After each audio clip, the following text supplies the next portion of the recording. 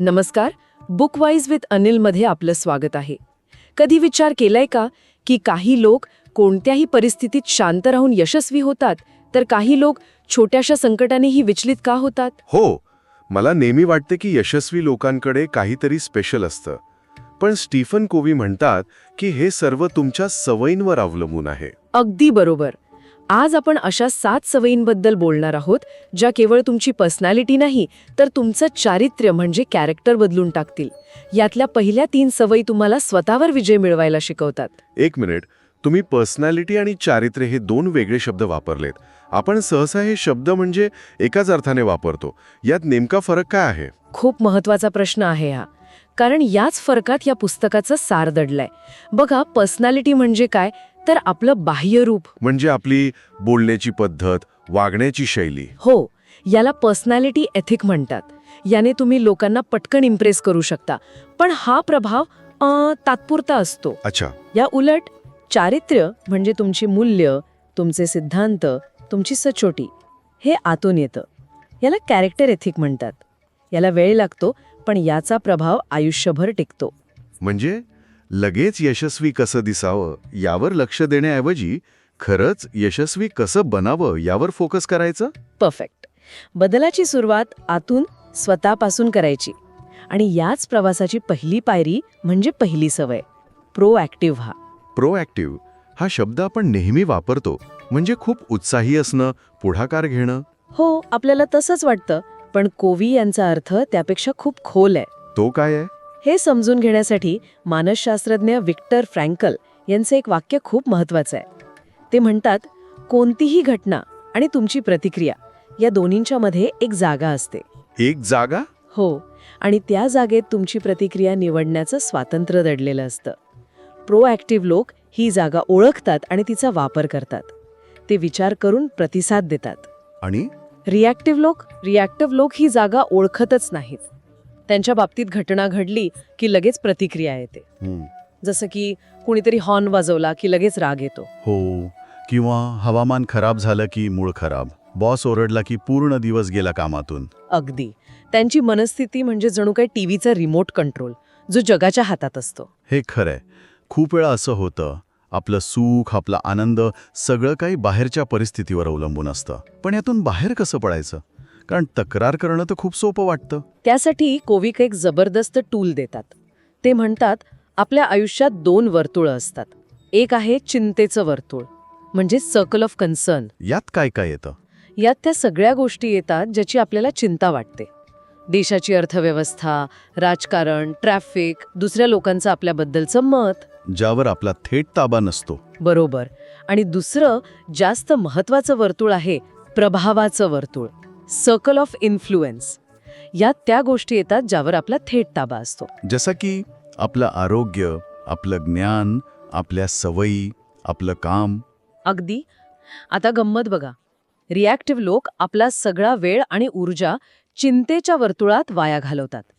ते सतत तक्रार करतात. आणि यामुळे काय होतं? त्यांचं प्रभावाचं वर्तुळ आणखी लहान होत जातं. एक्झॅक्टली.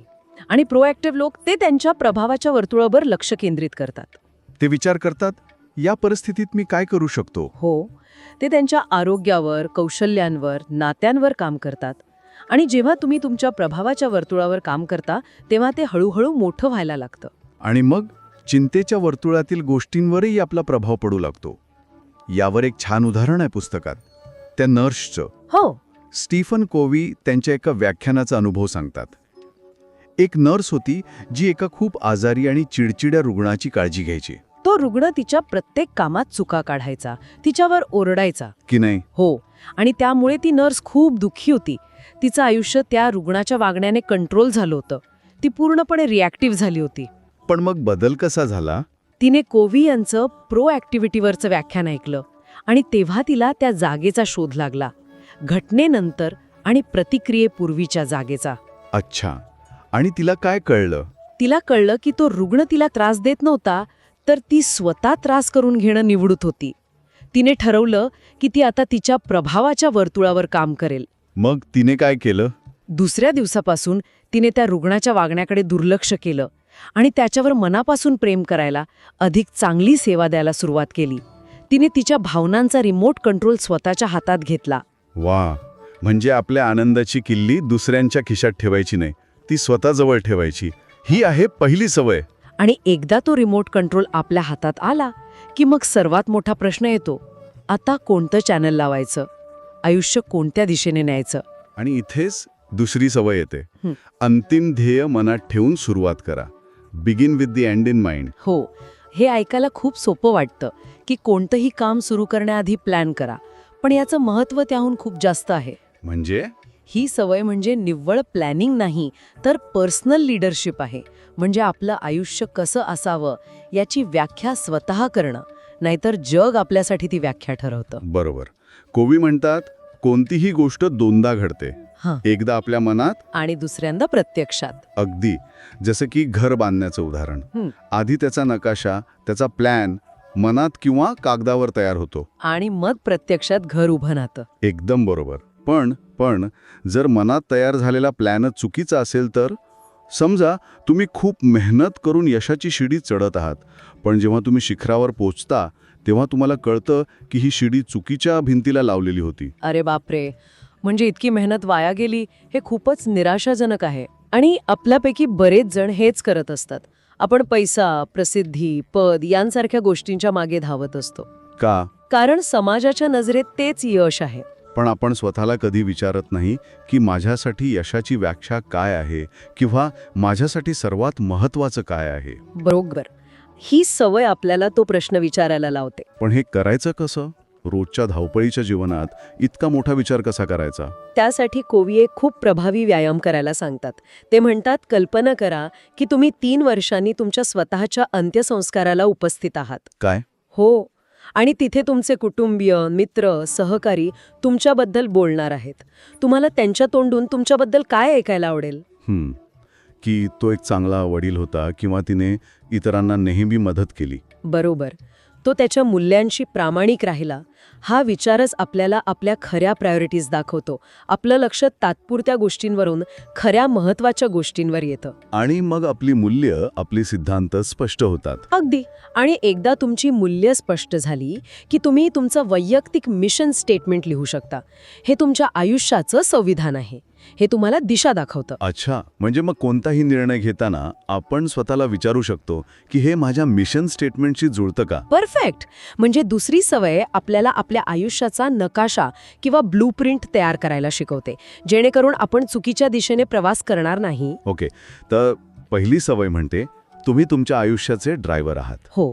दुसरी सवय म्हणते तुमचं डेस्टिनेशन कुठे आहे ते ठरवा. आणि एकदा ड्रायव्हर तयार आहे, डेस्टिनेशन ठरलं आहे, की मग येते तिसरी सवय, जी तुम्हाला त्या डेस्टिनेशनकडे रोज ड्राईव्ह करायला शिकवते. आणि ती सवय म्हणजे महत्त्वाच्या गोष्टींना प्राधान्य द्या. पोट फर्स्ट थिंग्स फर्स्ट. म्हणजे टाइम मॅनेजमेंट. बरोबर. टू डू लिस्ट बनवणं, दिवसभराचं नियोजन करणं. नाही, इथेच बरेच लोक चुकतात. ही सवय टाइम मॅनेजमेंटबद्दल नाहीये, तर सेल्फ मॅनेजमेंटबद्दल आहे. Self management? हो, हे दुसऱ्या सवयीचं प्रत्यक्ष रूप आहे. अनेक लोक टू डू लिस्ट बनवतात, पण दिवसाच्या शेवटी त्यांना समाधान मिळत नाही. हो, असं होतं खरं. कारण ते तातडीच्या म्हणजे अर्जंट कामांमध्ये अडकून पडतात आणि महत्त्वाच्या इम्पॉर्टंट कामांकडे त्यांचं दुर्लक्ष होतं.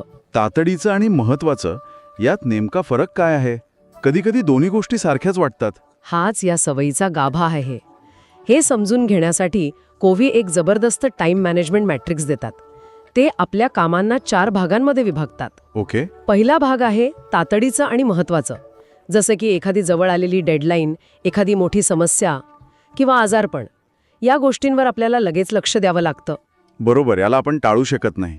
दुसरा भाग आहे महत्त्वाचं पण तातडीचं नाही, जसं की नियोजन करणं, व्यायाम करणं, नवीन काहीतरी शिकणं, नाती जपणं. अच्छा, ही कामं आपल्या आयुष्याचा पाया मजबूत करतात, पण ती अर्जंट नसल्यामुळे आपण ती पुढे ढकलतो. अगदी.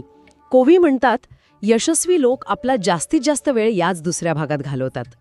ते समस्या निर्माण झाल्यावरती सोडवण्यापेक्षा समस्या निर्माणच होऊ नये यासाठी काम करतात. इंटरेस्टिंग. आणि तिसरा भाग? तिसरा भाग आहे तातडीचं पण महत्त्वाचं नाही, जसं की अनावश्यक फोन कॉल्स, काही मीटिंग्स, इतरांच्या छोट्या छोट्या मागण्या. ह्या गोष्टी आपलं लक्ष विचलित करतात. त्या तातडीच्या वाटतात पण आपल्या ध्येयासाठी महत्वाच्या नसतात. आणि चौथा भाग तर मग तो तर सरळ सरळ वेळ वाया घालवणारा आहे. तातडीचंही नाही आणि महत्वाचंही नाही. जसं की गरजेपेक्षा जास्त सोशल मीडिया वापरणं, तासनतास टीव्ही बघणं. पण मग सामान्य माणसाच्या आयुष्यात तर सगळंच तातडीचं आणि महत्त्वाचं वाटतं. नोकरी, घर, यातून क्वाड्रंट 2 साठी वेळ कसा काढायचा? याचं उत्तर आहे नाही म्हणायला शिकणं, विशेषतः क्वाड्रंट 3च्या कामांना. पण ते खूप कठीण असतं. हो, कारण आपल्याला इतरांना खुश ठेवायचं असतं. त्यामुळे आपण अशा अनेक कामांना हो म्हणतो जी आपल्यासाठी महत्वाची नसतात. इथे सँड्रा आणि कोनी या मैत्रिणींचं उदाहरण खूप छान आहे. काय होतं त्यात? सँड्राने व्यस्त असूनही एका कम्युनिटी प्रोजेक्टचं अध्यक्षपद स्वीकारलं. पण जेव्हा तिने तिची मैत्रीण कोनीला सामील व्हायला सांगितलं तेव्हा कोनीने नम्रपणे नकार दिला. तिने काय म्हटलं? ती म्हणाली, सँड्रा, हा प्रकल्प खूपच छान आहे, पण सध्या माझ्या काही प्रायोरिटीज ठरलेल्या आहेत, त्यामुळे मी यात भाग घेऊ शकणार नाही. पण तुझ्या आमंत्रणासाठी खूप आभार. वा, म्हणजे तिला तिच्या क्वाड्रंट 2च्या गोष्टी माहीत होत्या, त्यामुळे ती ठामपणे पण नम्रपणे नाही म्हणू शकली. हो, म्हणजे नाही म्हणणं हे स्वतःच्या महत्वाच्या कामांना हो म्हणण्यासारखं आहे. हे दुसऱ्यांचा अपमान करणं नाही, तर स्वतःच्या वेळेचा आणि प्रायोरिटीचा सन्मान करणं आहे. परफेक्ट. तर या पहिल्या 3 सवयी म्हणजे स्वतःचा पाया बांधण्यासारखं आहे. पहिली सवय तुम्हाला तुमच्या आयुष्याचं ड्रायव्हिंग व्हील हातात घ्यायला शिकवते. दुसरी सवय तुम्हाला नकाशा किंवा डेस्टिनेशन ठरवायला मदत करते. आणि तिसरी सवय म्हणजे त्या डेस्टिनेशनकडे जाण्यासाठी रोज शिस्तीने ड्राईव्ह करण्याची सवय. हा आहे खाजगी विजय, प्रायव्हेट विक्ट्री. स्वतःला बदलणं तर शिकलं, पण आपण समाजात राहतो. इतर लोकांशी वागताना, व्यवहार करताना अशा कोणत्या सवयी आहेत ज्या आपल्याला एक उत्तम लीडर बनवू शकतात? त्याचं उत्तर दडले एका अशा मानसिकतेत जिथे समोरच्याचा पराभव न करता आपला विजय होतो. ती मानसिकता आहे विन विन. विन विन म्हणजे फक्त माझा फायदा नाही तर समोरच्याचाही फायदा. पण आजच्या स्पर्धेच्या युगात हे कसं शक्य आहे? हेच तर या पुस्तकाचं वैशिष्ट्य आहे. जेव्हा आपण दोघांचाही विजय असा विचार करतो तेव्हा नाती वर्षानुवर्षे टिकतात आणि यश अधिक मोठं होतं. ही जी दोघांचा विजय ही कल्पना आहे ना, ती ऐकायला खूप छान वाटते. अगदी काय म्हणतात त्याला, आदर्शवादी. बरोबर. पण खरं सांगायचं झालं तर रोजच्या आयुष्यात हे जरा अवघड वाटतं, विशेषतः कामाच्या ठिकाणी. हो, जिथे स्पर्धा असते. अगदी, जिथे प्रत्येकाला पुढे जायचं असतं, प्रमोशन हवं असतं. समजा बॉस आणि कर्मचारी यांच्यात एखाद्या गोष्टीवरून मतभेद झाले, तर शेवटी बॉसचंच खरं होणार ना. तिथे विन विन कुठे आलं? नाही, तुमचा मुद्दा अगदी बरोबर आहे. आणि वरवर पाहता तसंच दिसतं. हो ना. बॉस कदाचित तो वाद जिंकेलही, आपलं म्हणणं खरं करून दाखवेल, पण आपण त्याला विजय म्हणू शकतो का? म्हणजे स्रोतांमध्ये यालाच लढाई जिंकणं पण युद्ध हरणं असं म्हटलं आहे. लढाई जिंकणं पण युद्ध हरणं इंटरेस्टिंग आहे. हे जरा समजावून सांगाल का? म्हणजे बघा, बॉसने कर्मचाऱ्याला गप्प केलं, पण त्यासोबतच त्याची निष्ठा आणि कामातला उत्साह तोही कमी झाला. अच्छा. तो कर्मचारी आता फक्त सांगितलेलं कामच करणार, म्हणजे तो स्वतःहून काही नवीन सुचवणार नाही, कारण त्याला माहितीये की आपलं ऐकून घेतलं जाणार नाही. खरंय, त्याचा उत्साहच मरून जाईल. अगदी. त्यामुळे बॉस वाद जिंकला, पण कंपनीने एक चांगला उत्साही कर्मचारी गमावला. बरोबर. म्हणजे तात्पुरता विजय मिळवण्याच्या नादात आपण नकळतपणे आपलंच मोठं नुकसान करून घेतो. एक्झॅक्टली. लॉंग टर्ममध्ये हा तोटा बॉसचाच आहे. ओके, पण मग विन विन म्हणजे तडजोड करणं का? म्हणजे दोघांनी थोडं थोडं मागे यायचं आणि कुठेतरी मध्येच भेटायचं? नाही, हा एक मोठा गैरसमज आहे. अच्छा. तडजोड म्हणजे विन विन नाही.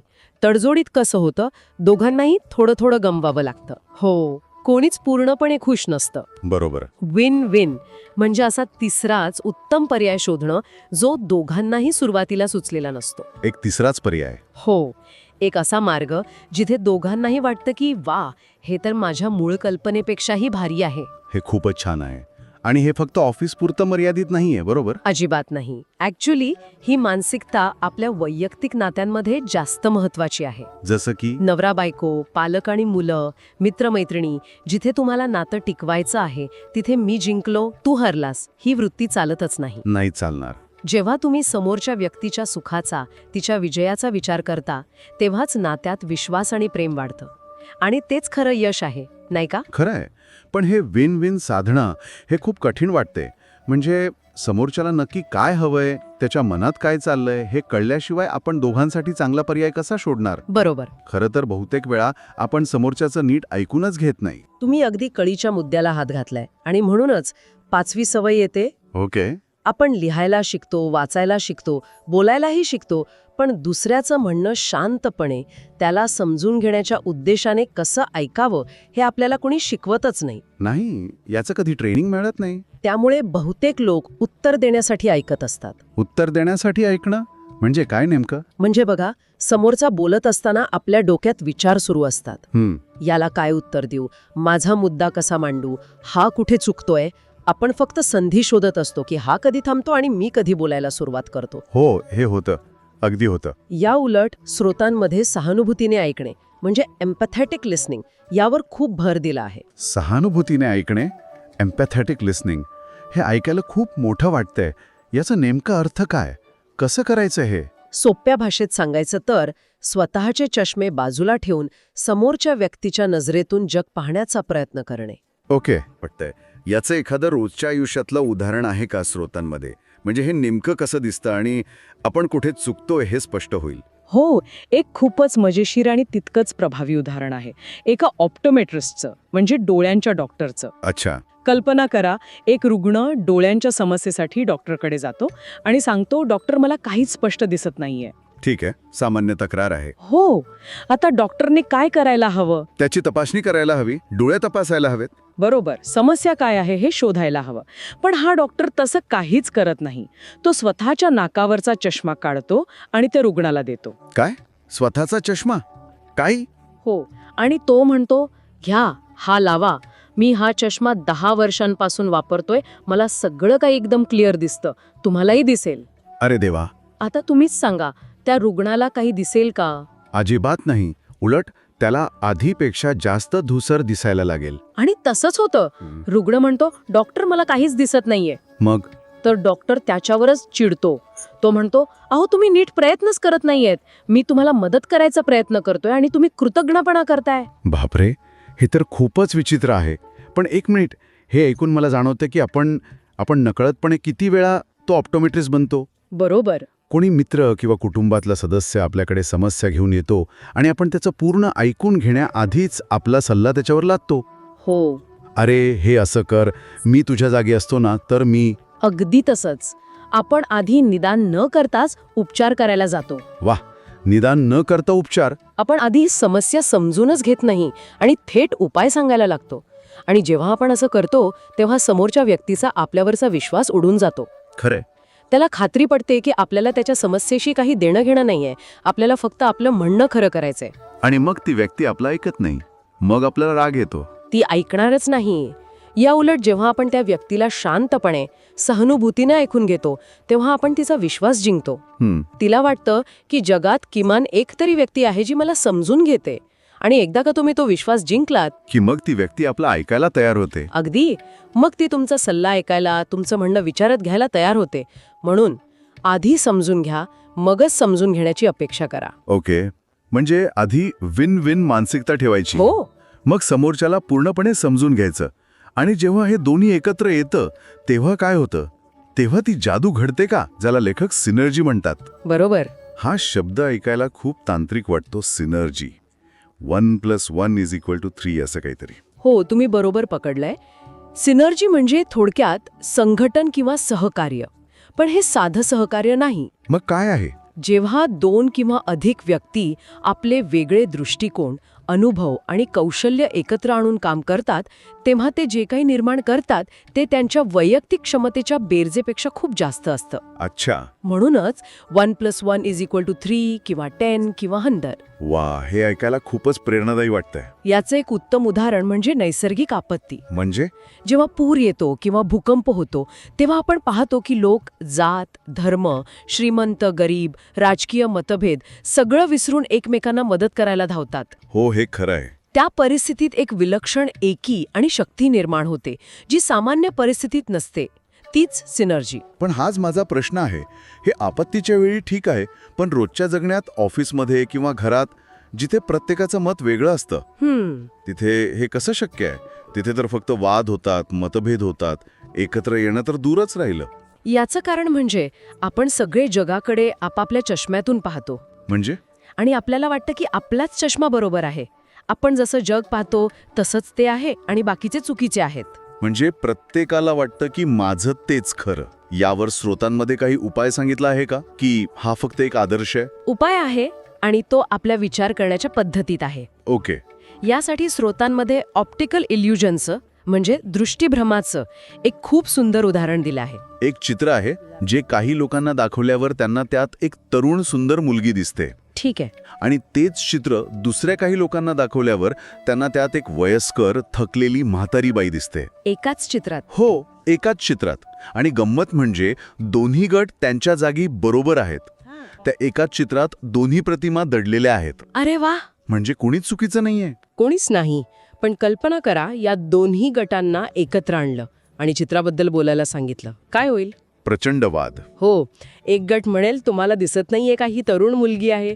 दुसरा गट म्हणेल तुम्ही आंधळे आहात का, ही एक म्हातारी आहे. बरोबर. जोपर्यंत कुणीतरी पुढाकार घेऊन विचारत नाही, थांबा तुम्हाला नक्की काय दिसतंय मला दाखवा, तोपर्यंत ते कधीच एकमेकांना समजू शकणार नाहीत. म्हणजे वाद घालण्याऐवजी किंवा समोरच्याला चुकीचं ठरवण्याऐवजी त्याचा दृष्टिकोन समजून घेण्याचा प्रयत्न करायला हवा. हो. अच्छा, तुला यात म्हातारी दिसतीये, कुठे, मला दाखव, असं विचारलं तर कदाचित आपल्यालाही ते दिसायला लागेल. अगदी.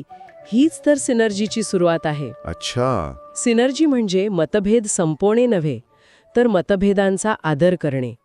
हे मान्य करणे की समोरच्या व्यक्तीचा दृष्टिकोन वेगळा असू शकतो आणि तोही बरोबर असू शकतो. आणि जेव्हा आपण हे करतो तेव्हा आपण एकत्र येऊन असे नवीन आणि सर्जनशील पर्याय तयार करू शकतो, ज्यांचा विचार कोणी एकट्याने केलाही नसता. हेच खरं सहकार्य आहे. हीच खरी सिनर्जी आहे. नाती सुधारली, यश मिळालं, पण ही यशस्वीता टिकवून ठेवण्यासाठी स्वतःला सतत अपडेट ठेवणं गरजेचं आहे. जर तुम्ही तुमची कुऱ्हाड धारदार केली नाही तर तुम्ही झाड कसं कापणार? या शेवटच्या आणि सर्वात महत्त्वाच्या सवयीला, यालाच कोवी म्हणतात, शार्पन द सॉ. शार्पन द सॉ म्हणजे स्वतःला पुन्हा ताजेतवाने करणं.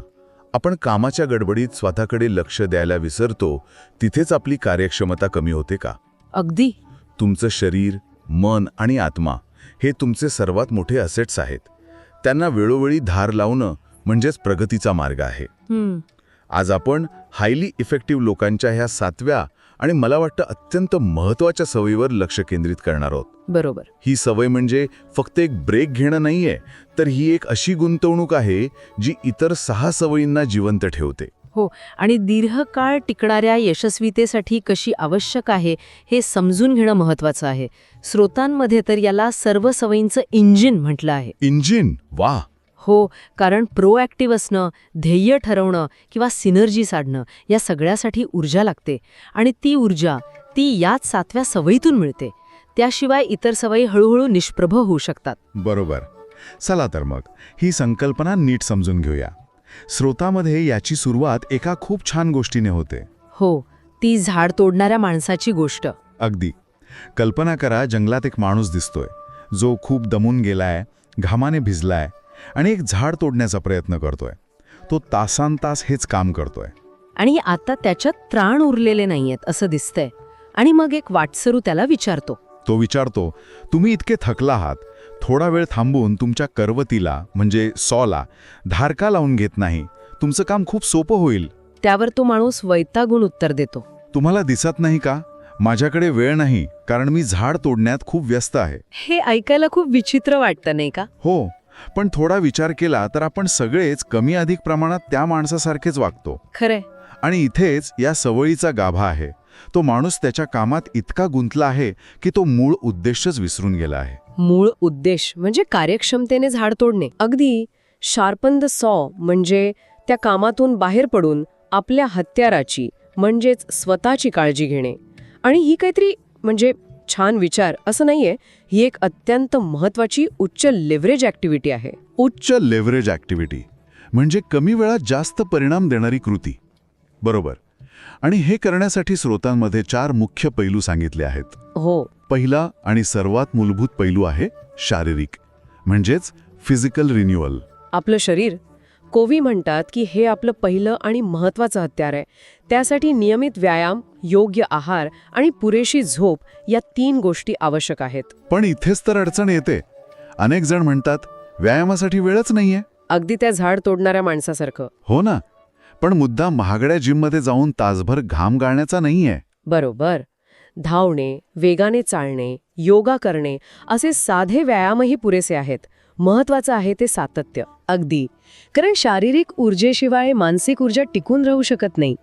कधी अनुभव घेतलाय का की ज्या दिवशी सकाळी थोडा व्यायाम होतो त्या दिवशी दिवसभर जास्त फ्रेश आणि फोकस्ड वाटतं? नक्कीच. तो व्यायामात घालवलेला अर्धा तास पुढच्या 8 तासांची गुणवत्ता ठरवतो. हीच ती गुंतवणूक आहे. बरोबर. शारीरिक स्वास्थ्यानंतर दुसरा पैलू येतो जो थोडा सूक्ष्म आहे. तो म्हणजे आध्यात्मिक, स्पिरिच्युअल पैलू. आणि आध्यात्मिक हा शब्द ऐकून अनेकांना वाटतं की याचा संबंध फक्त पूजा अर्चा किंवा धर्माशी आहे. पण इथे त्याचा अर्थ खूप व्यापक आहे. याचा संबंध आपल्या मूल्यांशी, आपल्या अंतर्मनाशी आहे. रोजच्या धावपळीत, कामाच्या डेडलाईन्समध्ये आपण का जगत आहोत हेच विसरून जातो. आध्यात्मिक रिन्युअल म्हणजे त्या काशी पुन्हा एकदा नातं जोडणं. मग ते निसर्गाच्या सान्निध्यात वेळ घालून असेल, किंवा ध्यान करून असेल, संगीत ऐकून किंवा एखादं प्रेरणादायी पुस्तक वाचून असेल. म्हणजे स्वतःला आपल्या मूल्यांची आठवण करून देणे. हे तर थेट सवय क्रमांक 2शी जोडलं जातं. शेवट लक्षात घेऊन सुरुवात करणे. अगदी बरोबर. जर तुमची मूल्य स्पष्ट नसतील तर तुम्ही कोणत्या दिशेने धावत आहात हेच कळणार नाही. कधीकधी कामातून ब्रेक घेऊन आत्मचिंतन करणं हे दिशाहीन धावण्यापेक्षा जास्त प्रोडक्टिव्ह ठरतं. खरंय. आणि यातूनच आपल्याला मानसिक बळ मिळतं, जो आपला तिसरा पैलू आहे, मेंटल रिन्युअल. हो, शाळा कॉलेज संपलं की आपलं शिकणं थांबतं असं अनेकांना वाटतं. पण खरं तर तेव्हाच खरं शिक्षण सुरू होतं. हे खूप महत्त्वाचं आहे. आपण नोकरीमध्ये रोज तेच काम करून आपला मेंदू एका ठराविक पद्धतीने वापरायला लागतो. नवीन काही न शिकल्यामुळे तो गंजायला लागतो. स्रोतांमध्ये एक छान आव्हान दिलंय. दर महिन्याला किमान एक पुस्तक वाचा. आणि जे लोक म्हणतात की त्यांना वाचायला वेळ नाही, त्यांच्यासाठी GOIGL ॲपसारख्या पर्यायांचा उल्लेख आहे. हो, पण मुद्दा ॲपचा नाहीये, मुद्दा वृत्तीचा आहे. प्रवासात सोशल मीडिया स्क्रोल करण्याऐवजी एखादा पॉडकास्ट ऐकणे किंवा ऑडिओबुक ऐकणे हे सुद्धा मेंटल शॉर्पनिंगच आहे. याने होतं काय की आपल्याला समस्या सोडवण्यासाठी नवीन दृष्टिकोन मिळतात. अगदी. अनेकदा आपल्या कामातल्या मोठ्या समस्येचं उत्तर आपल्याला एखाद्या वेगळ्याच विषयातल्या पुस्तकातून मिळतं. बरोबर. ही एक प्रकारे आपल्या विचारांना धार लावण्याची प्रक्रिया आहे. आणि चौथा पैलू या सगळ्याला जोडतो, तो आहे सामाजिक आणि भावनिक, सोशल अँड इमोशनल पैलू. हो, हे दोन्ही पैलू एकमेकांशी इतके जोडलेले आहेत की त्यांना वेगळं करताच येत नाही. कारण आपल्या बहुतेक भावना ह्या इतरांशी असलेल्या आपल्या संबंधांवर अवलंबून असतात. हो, हा पैलू म्हणजे आपल्या नात्यांमध्ये गुंतवणूक करणे. स्रोतांमध्ये इमोशनल बँक अकाउंट ही संकल्पना वापरली आहे. म्हणजे प्रत्येक नातं हे एका बँक खात्यासारखं असतं. बरोबर. जेव्हा आपण कोणाला समजून घेतो, मदत करतो, त्यांचं कौतुक करतो, तेव्हा आपण त्या खात्यात डिपॉझिट करतो. आणि जेव्हा आपण चुकतो किंवा आपल्याला मदतीची गरज असते तेव्हा आपण त्यातून विड्रॉ करतो. आणि जर खात्यात डिपॉझिटच नसतील तर नातं टिकणार कसं? अगदी. आणि ही गुंतवणूक रोजच्या छोट्या छोट्या गोष्टींमधून होते. आपल्या शेजाऱ्यांचे प्रेम मिळवा ही म्हण इथे चपखल बसते. स्रोतांमधला एक विचार तर खूपच प्रभावी आहे. दयाळू स्वभावामुळे दीर्घायुष्य लाभतं. हो, जेव्हा आपण इतरांशी चांगले संबंध ठेवतो तेव्हा आपल्याला आतून एक समाधान मिळतं, जे आपल्या मानसिक आणि भावनिक आरोग्यासाठी खूप महत्त्वाचं आहे. आणि याचा परिणाम थेट आपल्या कार्यक्षमतेवर होतो. तर शारीरिक, आध्यात्मिक, मानसिक आणि सामाजिक भावनिक या 4ही पैलूंना वेळोवेळी ढार लावत राहणं म्हणजे शार्पन द सॉ. पण इथे एक मोठा प्रश्न उभा राहतो. या 7ही सवयी वेगवेगळ्या आहेत की त्या एकमेकांमध्ये गुंतलेल्या आहेत? आणि हाच या सगळ्या विवेचनाचा कळस आहे. या सवयी सुट्ट्या नाहीत, त्या एका प्रणालीसारख्या काम करतात. एक सिस्टम. हो, एक सिस्टम. आणि सवय क्रमांक 7 या सगळ्या प्रणालीला ऊर्जा देते. यामुळे एक सतत सुधारणेचं चक्र, एक अपवर्ड स्पायरल तयार होतं. ओके, यावर बोलूया. अपवर्ड स्पायरल ही संकल्पना नेमकी काय आहे? म्हणजे एकदा 7 सवयी लावल्या की काम संपलं असं नाहीये का? अजिबात नाही. उलट तिथून तर खरा प्रवास सुरू होतो. स्रोतांमध्ये ह्या सवयींचे गट कसे कार्य करतात हे खूप छान स्पष्ट केलं आहे. अच्छा. पहिली, दुसरी आणि तिसरी सवय प्रोॲक्टिव्ह होणे, शेवट लक्षात घेऊन सुरुवात करणे आणि महत्त्वाच्या गोष्टींना प्राधान्य देणे हो. या वैयक्तिक चारित्र्य सुधारणेवर लक्ष केंद्रित करतात. हा वैयक्तिक विजयाचा म्हणजे प्रायव्हेट विक्ट्रीचा पाया आहे म्हणजे आधी स्वतःच्या आत डोकावून पाहणे, स्वतःवर नियंत्रण मिळवणे. आणि स्वतःच्या मूल्यानुसार जगण्याची शिस्त लावणे ही पहिली आणि सर्वात महत्त्वाची पायरी आहे. बरोबर. कारण जोपर्यंत तुम्ही स्वतःच्या आयुष्याचे चालक बनत नाहीत, तोपर्यंत तुम्ही इतरांसोबत प्रभावीपणे प्रवास कसा करू शकाल? अगदी याच पायावर पुढचा टप्पा उभा राहतो. सवय 4, 5 आणि 6. म्हणजे विन विन विचार करणे, आधी इतरांना समजून घेणे आणि सिनर्जी निर्माण करणे. हो, हा सार्वजनिक विजयाचा म्हणजे पब्लिक विक्ट्रीचा टप्पा आहे. इथे हे खूप इंटरेस्टिंग होतं. म्हणजे आधी स्वतःला आतून मजबूत करायचं आणि मग त्या मजबूतीच्या आधारावर इतरांशी प्रभावीपणे नातेसंबंध जोडायचे. हा क्रम खूप महत्वाचा आहे. अगदी बरोबर. अनेक लोक थेट सार्वजनिक विजयाकडे उडी मारण्याचा प्रयत्न करतात, पण त्यांचा वैयक्तिक पाया कच्चा असल्यामुळे ते अयशस्वी होतात. बरोबर. तुम्ही इतरांशी विन विन संबंध कसे ठेवू शकता जर तुम्ही स्वतःच तुमच्या आयुष्यात हरल्यासारखे जगत असाल? किंवा तुम्ही इतरांना खऱ्या अर्थाने कसे समजून घेऊ शकता जर तुम्हाला स्वतःचीच मूल्ये आणि ध्येय स्पष्ट नसतील? म्हणूनच वैयक्तिक विजय हा सार्वजनिक विजयाआधी येतो. आणि मग येते 7वी सवय. शाळपंद सो. हो, ही 7वी सवय या पहिल्या 6 सवयींमुळे मिळालेली गुणवत्ता आयुष्यभर टिकवून ठेवण्यास आणि वाढवण्यास मदत करते. ती या चक्राला गती देते. बरोबर.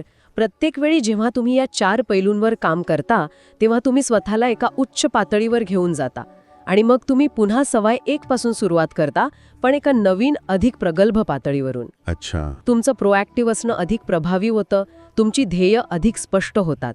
यालाच अपवर्ड स्पायरल म्हणतात. म्हणजे ही एक सतत चालणारी प्रक्रिया आहे. यश हे एक ठिकाण नाही, तर तो एक प्रवास आहे. तुम्ही कधीच पोहोचत नाही. तुम्ही सतत प्रगती करत असता. बरोबर. ही एक जीवनशैली आहे, काही दिवसांचा कोर्स नाही. प्रत्येक सवय दुसऱ्या सवयीला बळ देते. आणि 7वी सवय त्या सगळ्यांना जिवंत ठेवते. अगदी. चला तर मग ऐकणाऱ्यांच्या सोयीसाठी या 7ही सवयींची अगदा थोडक्यात उजळणी करूया. हो, नक्कीच. सवय पहिली, प्रोॲक्टिव्ह होणे. म्हणजे परिस्थितीला दोष न देता आपल्या प्रतिक्रियेची जबाबदारी स्वीकारणे. सवय दुसरी, शेवट लक्षात घेऊन कामाची सुरुवात करणे. म्हणजे आपल्या आयुष्याची दिशा आणि मूल्य स्पष्ट ठेवून त्यानुसार प्रत्येक कृती करणे. सवय तिसरी, महत्त्वाच्या गोष्टींना प्राधान्य देणे. म्हणजे तातडीच्या पण अनावश्यक कामांच्या जाळ्यात न अडकता खऱ्या अर्थाने महत्त्वाच्या कामांवर लक्ष केंद्रित करणे. आणि या पहिल्या 3 सवयींनी मिळतो वैयक्तिक विजय. बरोबर. मग येतो सार्वत्रिक विजय. सवय चौथी, विन विन परिस्थितीचा विचार करणे. म्हणजे असा उपाय शोधणे ज्यात सगळ्यांचा फायदा होईल. सवय पाचवी, आधी इतरांना समजून घेणे, मग लोकांनी आपल्याला समजून घ्यावे अशी अपेक्षा करणे. म्हणजे एक चांगला श्रोता बनणे. सवय 6वी, सिनर्जी निर्माण करणे. म्हणजे एकत्रितपणे काम करून काहीतरी नवीन आणि उत्कृष्ट निर्माण करणे, जिथे 1+1 2 नाही तर 11 होतात. आणि या सगळ्याला ऊर्जा देणारी आज आपण ज्यावर चर्चा केली ती सवय 7वी, शार्पन द सॉ. स्वतःला धार लावणे. शारीरिक, मानसिक, आध्यात्मिक आणि सामाजिक भावनिक स्तरावर स्वतःमध्ये सतत गुंतवणूक करत राहणे. या सगळ्याचा अंतिम संदेश हाच आहे की दीर्घकाळ टिकणारी प्रभाविता ही व्यक्तिमत्वाच्या वरवरच्या तंत्रांमधून नाही, तर मजबूत चारित्र्यामधून येते आणि चारित्र्य हे सवयींमधून घडतं. अगदी. आणि याच विचाराला जोडून ॲरिस्टॉटलचं एक प्रसिद्ध वाक्य आहे जे या सगळ्या सवयींचं सार सांगतं. कोणतं? तो म्हणाला होता, आपण वारंवार जे करतो तसेच आपण बनतो. म्हणून एक्सेलन्स म्हणजे उत्कृष्टता ही कृतीतून नाही तर सवयीतून येते. खूपच सुंदर. म्हणजे प्रभावी होणं हे एक इव्हेंट नसून एक प्रोसेस आहे. रोजच्या छोट्या छोट्या सातत्यपूर्ण सवयींमधूनच एक मोठं आणि प्रभावी आयुष्य घडतं. आणि शार्पन द सॉ ही सवय त्या प्रोसेसला आयुष्यभर चालू ठेवण्याची हमी देते. तुम्हाला हा व्हिडिओ कसा वाटला कमेंट बॉक्समध्ये नक्की कळवा. हा व्हिडिओ तुमच्या मित्रमैत्रिणींसोबत नक्की शेअर करा आणि अशाच प्रेरणादायी पुस्तकांसाठी बुक वाईज विथ अनिल या यूट्यूब चॅनलला सबस्क्राईब करा. जय हिंद.